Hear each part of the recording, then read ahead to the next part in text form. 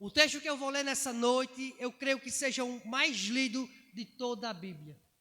Eu quero que você abra a sua Bíblia em João 3,16. Vamos ficar de pé, irmãos, em reverência à palavra de Deus. Evangelho de João, capítulo 3, apenas o versículo 16, que diz assim: porque Deus amou o mundo de tal maneira que deu seu Filho unigênito, para que todo aquele que nele crê não pereça, mas tenha a vida eterna.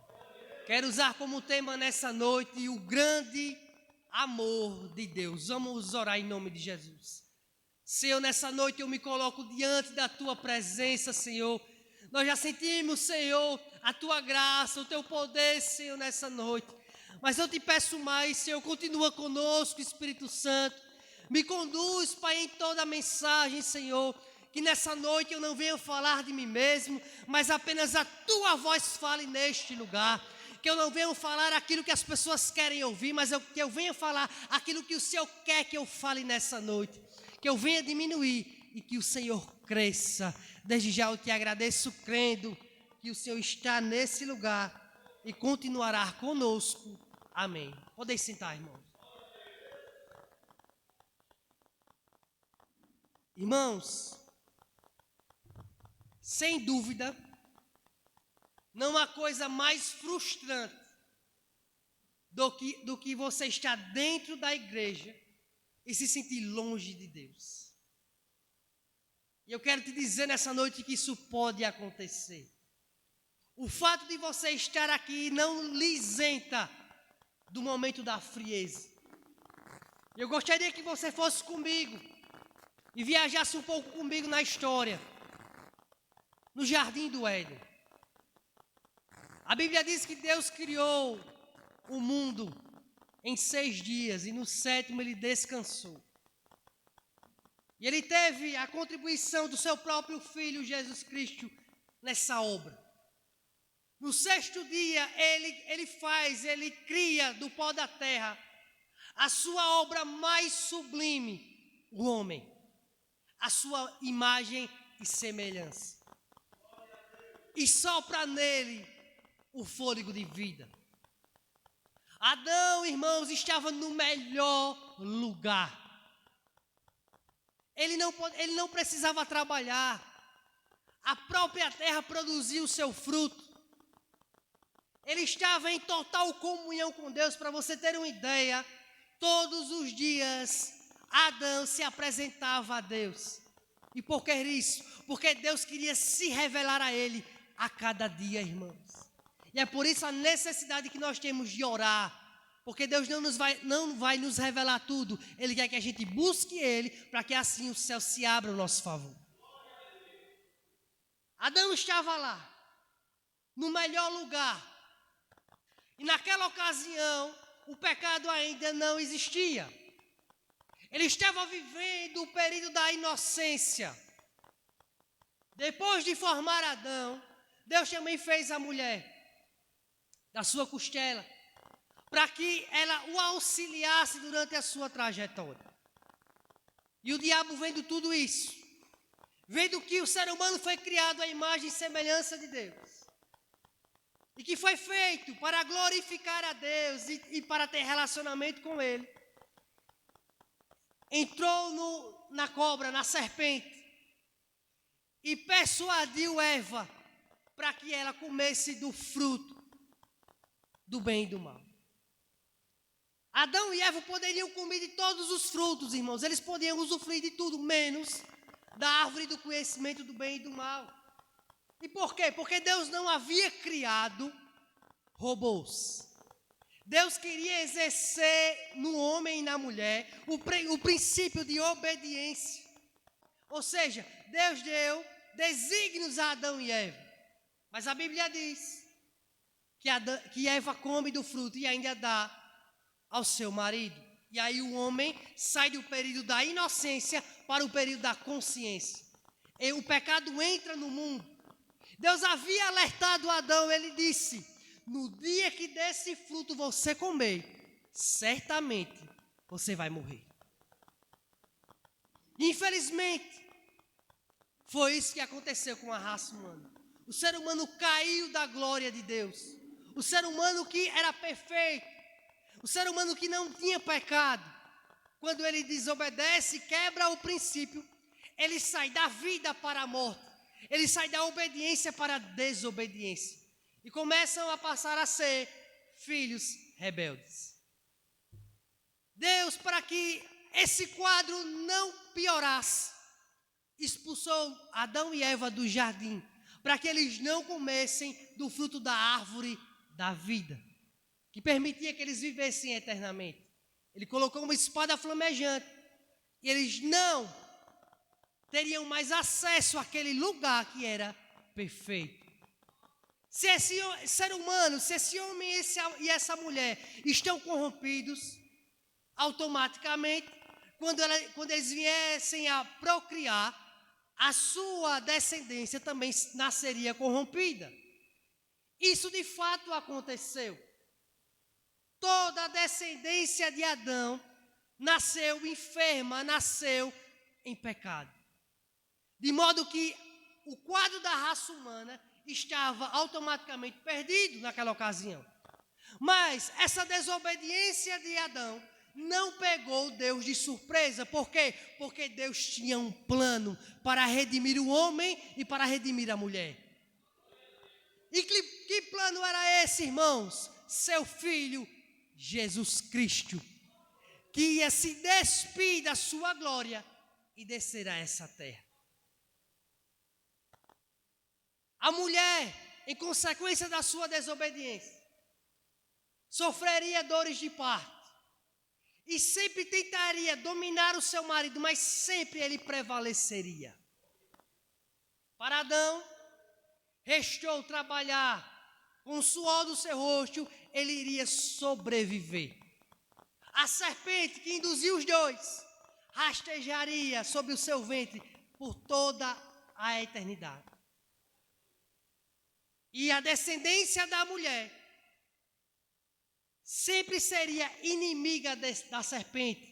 A serpente feriria o calcanhar da descendência da mulher e ela pisaria a cabeça da serpente. Era o próprio Jesus. Em Gênesis capítulo 3, você já começa a perceber a primeira profecia messiânica. Jesus iria pisar na terra. E Jesus vem à terra. Vive uma vida sem pecado. Cumpre toda a lei.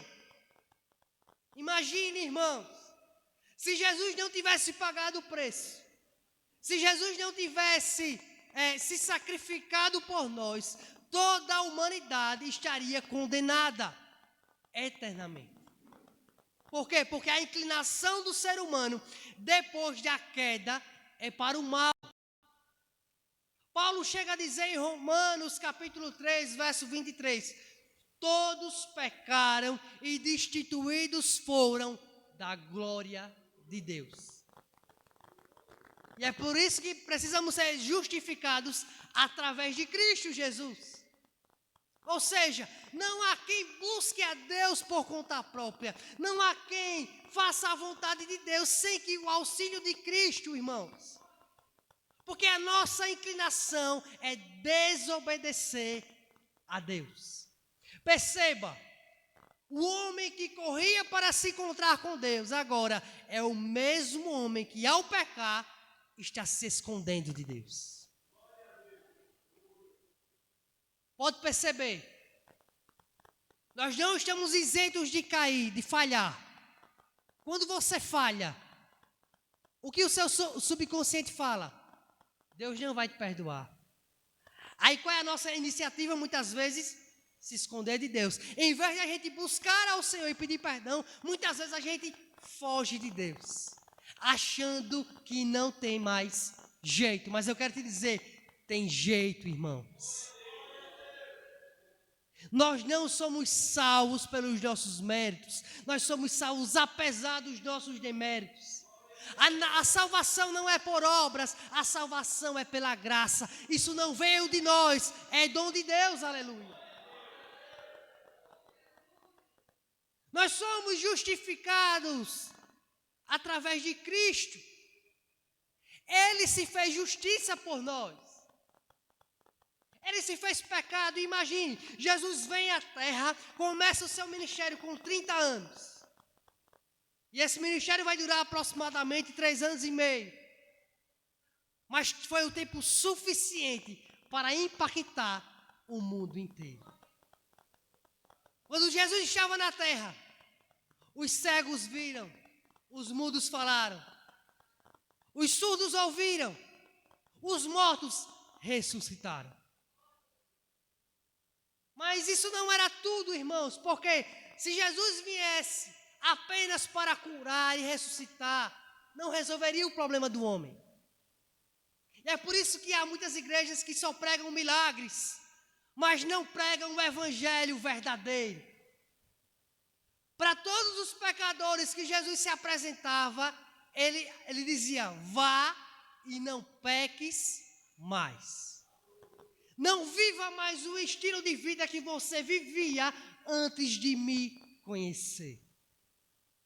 E é onde eu quero chegar nessa noite. Porque muitas vezes, irmãos, nós recebemos o evangelho, conhecemos a palavra, mas não o Deus da palavra. E passamos a viver uma vida dupla dentro da igreja. O grande problema é que muitas vezes, quando a gente está vivendo dessa forma, só Deus, o diabo e você vai saber disso. Ninguém mais vai saber. E há um grande perigo aí, irmãos. Porque Deus nos chama. E o chamado dele não é qualquer chamado. Perceba, todas as pessoas que Jesus chamou, umas aceitaram de bom grado, mas nem todas aceitaram. Por quê? Porque eles deveriam pagar o preço. Eles deveriam abandonar alguma coisa. E nem todas as pessoas estavam dispostas a renunciar àquilo que a sua carne desejava. Então nós temos o chamado de Deus. Deus nos chama. E quando a gente abraça esse chamado e se converte, automaticamente Ele nos justifica. A justiça de Deus é imputada sobre nós, de modo que quando Deus olha para nós, Ele não vê mais o pecado, Ele vê o seu Filho, aleluia. E é por isso que nós estamos aqui nessa noite. Porque a ira de Deus não é atribuída a nós pelo que Cristo fez na cruz, aleluia. E é por isso a necessidade de nós aceitarmos Ele verdadeiramente. Deus nos justifica, mas em seguida acontece o período da regeneração. E há muitas pessoas que ainda não passaram pelo processo da regeneração. Mudaram o exterior, mas o interior continua mudando. Mudaram as roupas, mas o seu interior continua carnal. Porque no processo da regeneração, o nosso interior, o nosso coração é totalmente transformado. Deus nos dá um coração de carne, não mais de pedra. Deus nos dá uma nova mente. É como se nós estivéssemos andando por um caminho que leva à perdição. E quando somos regenerados, a gente dá uma meia volta. É uma metanoia, uma mudança de mente, uma mudança de comportamento. E essa mudança de comportamento vai acontecer e tem que acontecer nos bastidores. Só quando Deus está nos vendo, aleluia. Porque eu posso pregar essa palavra para muitas pessoas. Eu posso falar de Jesus porque eu conheço a palavra. Mas se a minha ortodoxia não condizer com a minha conduta, não vai adiantar. Quantos estão me entendendo nessa noite? A palavra que eu estou pregando precisa primeiro transformar a minha vida, para que assim ela possa ter poder para transformar as vidas das outras pessoas. Como eu posso pregar por libertação, se às vezes nem eu estou liberto ainda? Como eu posso pregar sobre santificação, se às vezes eu não estou me santificando? Como eu posso pregar essa palavra se muitas vezes eu não estou observando essa palavra, irmão? Perceba que a obra de Cristo Ele já fez, mas isso não isenta a nossa responsabilidade como cristãos. Estão pregando por aí uma falsa doutrina, um falso ensinamento, que uma vez salvo, salvo para sempre, e não importa o que você faça, você já está salvo. Mas isso é mentira. Jesus morreu na cruz pelos pecadores arrependidos, que mudaram de vida. E sabe por quê, irmãos? Jesus não nos pede algo difícil, porque Ele nos tem escape todos os dias para vencer a nossa carne, para vencer o diabo e para vencer o mundo. Então, se você não está vencendo, é porque você não também está fazendo a sua parte. Então, meu objetivo nessa noite é fazer com que você pense um pouco. Porque às vezes a gente está no automático. A gente vem um culto após outro culto, mas não há mudança de vida, irmãos. Sem a santificação, ninguém verá o Senhor. Sem uma mudança de mente, ninguém verá o Senhor. O nosso coração precisa ser transformado, e Jesus tem para nos dar. Quando acontece a regeneração, aí é iniciado o processo de santificação. E só se santifica aquele que foi regenerado. Você vai ver uma pessoa que não foi regenerada se santificando? Não. Ele não está preocupado se ele está agradando a Deus. Ele não está preocupado em orar. Ele não está preocupado em jejuar. Ele não está preocupado em abandonar as velhas práticas e fugir da aparência do mal, porque ele não foi regenerado. Mas aquele que foi regenerado, que teve um novo nascimento, que nasceu de novo da água e do Espírito, esse sim vai almejar se santificar. Mas nós precisamos entender uma coisa.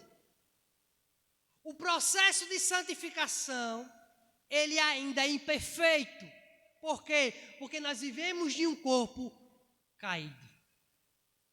De modo que eu me santifico para buscar ao Senhor e porque eu amo Ele, mas algum momento da minha trajetória eu estou sujeito a cair.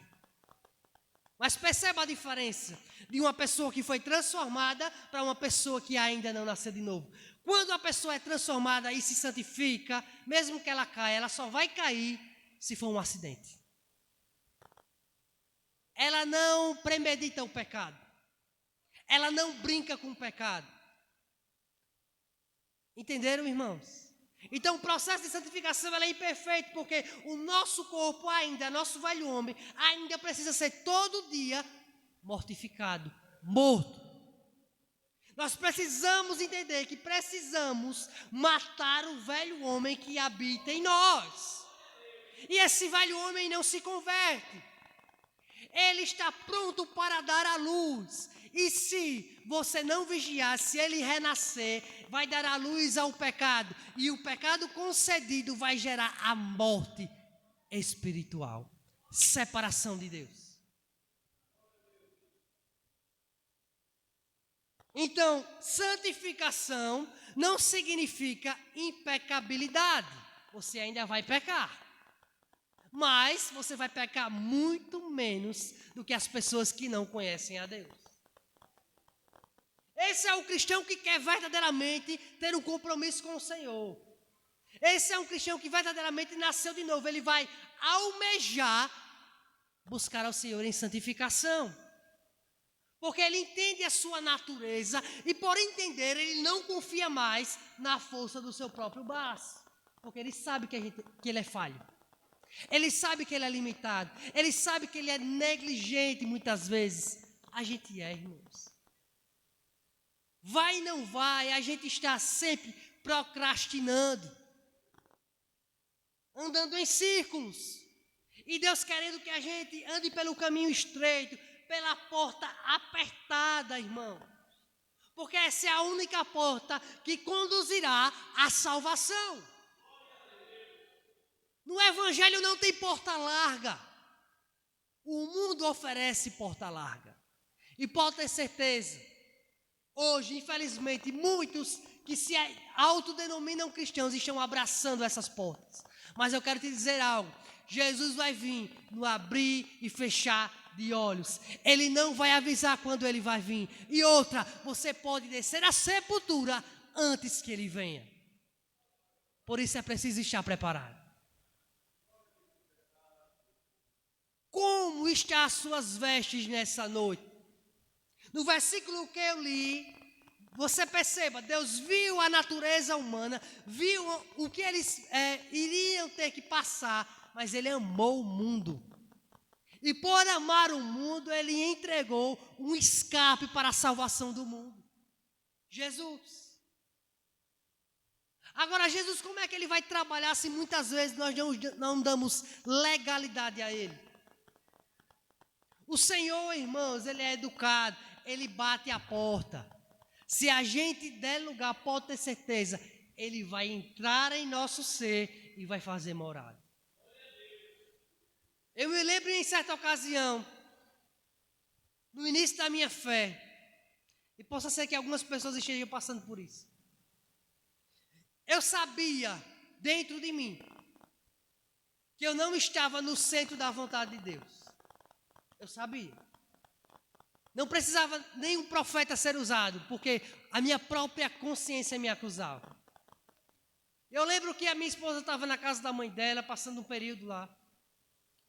E eu estava em casa, a casa estava toda bagunçada. Eu parei no meio da sala. E o Espírito Santo falou comigo: olhe para a sua casa. Eu comecei a olhar para ela. Para todos os cômodos da minha casa. Estavam bagunçados. Aí o Espírito Santo falou comigo: assim está a sua vida espiritual. Toda bagunçada. Nós somos o reflexo da nossa casa, sabia, irmãos? Então, se a sua casa está bagunçada, começa a arrumar. Porque Jesus pode voltar. Eu não quero nessa noite trazer palavras de condenação para ninguém que está aqui nessa noite, porque esse não é o propósito do Evangelho. O propósito do Evangelho é trazer uma boa notícia. E a boa notícia é que o homem veio à terra, sendo 100% homem, 100% Deus, tomou sobre si todos os nossos pecados, se fez pecado, se fez maldição por nós e pagou a dívida que nós deveríamos pagar. E é por causa dele que nós temos acesso à salvação. Essa é a boa notícia. Agora cabe a cada um de nós abraçar essa salvação ou simplesmente virar as costas para ela. Eu digo isso, irmãos, porque às vezes o nosso falar não é de cristão. O nosso comportamento não é de cristão. As rodas da nossa conversa muitas vezes não são de cristão. Deus não está lá. Qual é o propósito de uma pessoa que recebe o Evangelho? Primeiro, conhecer a Deus. E segundo, fazê-lo conhecido. Então eu preciso primeiro conhecer ao Senhor, se eu verdadeiramente conheço Ele, se verdadeiramente eu nasci de novo agora. Qual é o meu desejo? Pregar o Evangelho. O meu ouvido agora tem que ser santo. A minha mente agora tem que ser santa. A minha conduta tem que ser de pessoas que verdadeiramente receberam o Evangelho. E por que eu digo isso? Se fosse para ser, irmãos, igual ao mundo, era melhor a gente nem vir para a casa de Deus. Porque lembre de você quando não conhecia Deus. Você dava 100% ao mundo. Você dava o melhor para o mundo. Você se preenchia com as coisas do mundo. Se fosse para um show, se preparava semanas para ir para esse show. Fazia de tudo, não media esforços. E às vezes na casa de Deus a gente quer dar as sobras para Deus. Então precisamos reavaliar a nossa vida. Eu preciso não reavaliar a vida do meu irmão. Eu preciso reavaliar a minha própria vida. Porque as pessoas querem ver o Cristo que você tanto prega. E se elas não verem Cristo em você, elas nunca vão aceitar Jesus. Eu gosto de uma frase de um pastor que ele disse bem assim. Ele diz assim: se você apresentar Jesus da forma correta, ele é irresistível. E eu conversava com um amigo meu do trabalho. Ele não é crente ainda. Ele já veio na igreja, visitou. E ele tem um passado pesado. Mas antes de eu conversar com ele já tinha conversado com outros cristãos que trabalhavam perto do setor dele. Só que ele me relatou: Jackson, primeiro, uma coisa que eu não gostei, o cara só queria falar. O cara não queria me ouvir. Segundo, ele já queria me colocar no inferno. Então eu não queria esse Jesus. Esse Jesus que ele estava pregando para mim, deu vontade de eu correr dele. E de fato, chegou um momento que agora ele estava fugindo quando via esse homem na frente dele. Aí ele disse: mas você, eu gostei porque você não apenas pregou a palavra, você escutou a minha história. Todos nós temos uma história, irmão. E às vezes nós estamos passando por um momento difícil e fazemos algo muitas vezes que pela sociedade estamos condenados. Mas Deus não nos julga segundo as nossas obras. Deus não nos ama pensando naquilo que nós fazemos para Ele, não. Ele nos ama apesar das nossas falhas. Porque nessa noite, imagine, quem merece a salvação? Quantos aqui merecem estar no céu? Ninguém. Repito o que Paulo falou: todos pecaram, destituídos foram da glória de Deus. Então isso é o amor de Deus sobre a nossa vida, irmão. Se nós estamos aqui é porque Deus usou alguém muitas vezes para que nós estivéssemos aqui ouvindo a sua palavra e sendo purificado pelo lavar da palavra. Porque é a palavra que transforma, é a palavra que liberta, é a palavra que vivifica a vida do ser humano. E é pela palavra que nós somos limpos, irmãos. É a palavra de Deus. Talvez nessa noite as suas vestes estejam sujas de pecado. Eu não sei. Jackson, eu estou na igreja. Sim, mas isso não quer dizer muita coisa. Infelizmente. Deveria ser muita coisa, mas infelizmente hoje não é. Talvez nessa noite você esteja com a culpa e carregando um peso muito grande. Preso em uma área determinada. Eu quero te dizer, irmãos, maior que o seu pecado é a graça de Deus. Maior que o seu pecado foi o sacrifício vicário de Cristo na cruz. Ele não morreu por pessoas boas, ele morreu pelo prostituto, ele morreu pelo adúltero, ele morreu pelo pedófilo. As pessoas mais bárbaras nessa humanidade, foi por elas que Jesus morreu. E se elas aceitarem e se arrependerem, Jesus perdoa. Então precisamos ter isso em mente. Que Ele não trata a gente conforme a gente merece, não. Ele trata a gente com amor, mas Ele quer e almeja que a gente mude de vida. Nessa noite, Deus está nos chamando para uma mudança verdadeira de vida. Está na hora de você deixar os trapos para trás. Deus tem uma roupa nova para você. Deus tem uma roupa branca, linda para você. Não se contente com as migalhas de Satanás. Não seja escravo do pecado, seja livre, porque foi para isso que Cristo morreu na cruz. E conhecereis a verdade, e a verdade vos libertará, aleluia. Essa verdade, irmãos, ela liberta. Aquilo que a medicação não pode fazer, ela pode. Aquilo que o ser humano não pode fazer em seu favor, a palavra pode. Ela vai entre as juntas e medulas. Ela discerne tudo que está dentro de nós. E ela sabe, pode ter certeza, Jesus sabe como está a sua vida nessa noite. Se você está preso no pecado, se você ainda está vivendo uma vida dupla, eu quero te dizer que se nessa noite você se posicionar, primeiro, arrependa-se. Assuma que você precisa de ajuda. Assuma que você está precisando do perdão de Deus. Depois que você reconhecer que precisa se arrepender, use os meios da graça. Busque ao Senhor. E Ele será a fortaleza para você vencer os pratos que o inimigo vai oferecer no decorrer da sua trajetória. Ele conhece a tua porta fraca, nessa porta ele vai investir até que Jesus venha. E o seu objetivo é tirar muitos do caminho. Deus nessa noite quer te colocar no caminho de volta.